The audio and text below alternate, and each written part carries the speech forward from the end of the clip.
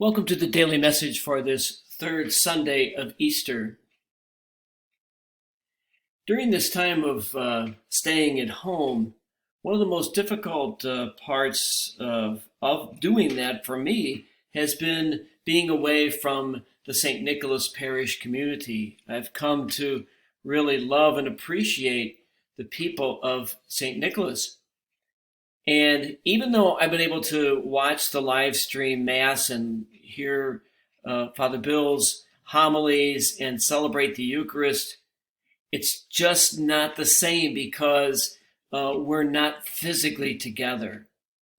And so I just want to, for our own sake, show just a few pictures from the 2018 Nick Fest, just to warm our hearts a little bit and just to remind us of how precious and how special our parish is, and especially how precious and how special the people of our parish are. I hope you have a wonderful third Sunday of Easter.